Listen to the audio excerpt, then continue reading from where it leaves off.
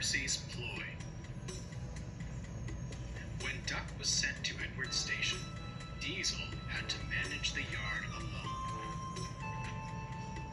He was delighted his plan had worked, but his inexperience led to disorganized sidings and delayed trains. Percy came to keep the yard in order, but despite his best efforts, Diesel ignored his help.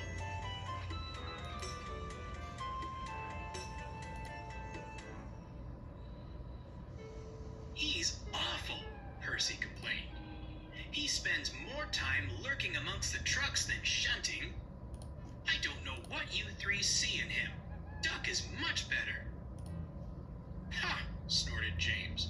"We've no patience for gossipy shunters. And that goes for you too, little Percy."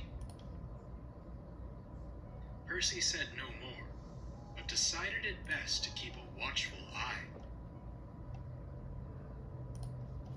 The first train of the day is Henry's stopping service, followed shortly by Gordon's Express. One morning, Diesel put the coaches for these trains at the wrong platforms. When Henry arrived, he backed down onto the Express. By the time the station master worked out what happened and the signaling cleared a path to the correct coaches, Henry was delayed and none too pleased. 10 minutes behind schedule, he fumed. "All due to your inadequacy. Revolutionary indeed. If my trains are late again, I'll give you revolutionary." Diesel had no reply. He sulked angrily, thinking how to pay Henry out. By the next morning, Diesel had a scheme. He purposefully put the coaches at the wrong platforms again. Percy, shunting nearby, was about to speak up when Henry arrived. "What's this?" demanded Henry. "Don't tell me you've made the same mistake again." "Why, certainly not. Your words taught me a valuable lesson," Diesel replied greasily. "This is a change requested by the Fat Controller himself. The way I heard it, you pull the Express much better. Gordon is only suited for that kipper of yours now. It's your turn today, and perhaps forever." Diesel scuttled away, leaving Henry full of pride. When Gordon arrived, he was surprised to be coupled to the local. Percy tried to tell them what he'd seen, but Gordon and Henry argued so bitterly that no one paid attention. In the end, Gordon left with a very late local and a nasty disposition. "That Henry," he complained to Percy, "saying he pulls the Express better than me. On what railway is that true? My passengers have never once complained. And to suggest I'll be pulling the flying kipper, it's disgraceful. Where did he get such an idea?" "From Diesel," retorted Percy. "I tried to tell you earlier." "You silly big engines," scolded Percy. "Diesel made you act horrid to Duck, and now you're being horrid to each other. Sit around and moan if you'd like, but I've had enough." Percy stormed away, leaving Gordon with much to think about. Soon, Percy had devised a scheme of his own, and was chatting with the trucks. "You know," he began, "I've heard something rather interesting." Tell us, begged the trucks. "Diesel thinks you're easy to push around. He says he's got you following his every command." The trucks were furious. "Someone should show him a thing or two," smiled Percy, and he scampered off.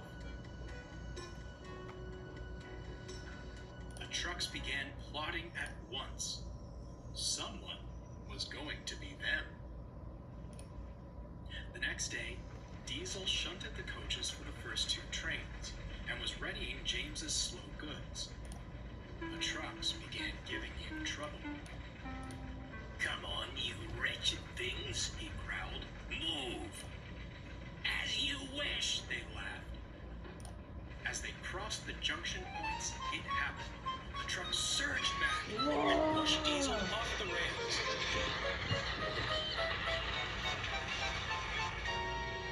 They sat blocking the line to the express. At that moment, Henry arrived. What on earth are you doing?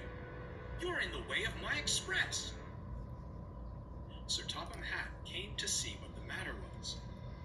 Please be off with your local train, Henry. I'll attend to this mess. Henry was confused. I thought you wanted me on the express, sir. And where did you hear such a thing? By the time Henry finished, Diesel was looking rather pale. That will be all, Henry. Hurry along to your train. As for you, Sir Topham Hatt said, turning to Diesel, I shall deal with you later. Before long, Percy and the Cranes had Diesel back on the rails. He spent the rest of the day in the sheds. When the big engines returned, they hissed and glared at him. Silence fell when Sir Topham Hatt arrived. My engines do not tell lies, he began sternly. I will not stand for deceitful behavior like this. Furthermore, you have shown you are incapable of handling the work in the yard. I am most disappointed. You will leave this railway at once. Without another word, Diesel squirmed away.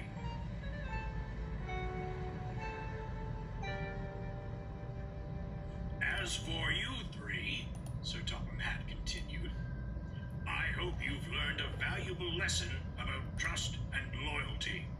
I don't expect my engines to believe unfounded claims. At least one engine saw sense. Although I don't approve of your methods, Percy. He trailed off. Percy blushed. Sir, how did you... However, winked Sir Topham Hatt, so long as it remains an isolated incident, we shall say nothing more. Now, can I count on you to handle the shunting until Duck returns? Certainly, sir, peeped Percy, and he hurried off to tidy the yard. Sir Topham Hatt returned to his office just as the telephone rang. Yes? Come again? A barber shop? Gracious goodness me! I'll be there right away. But I'll say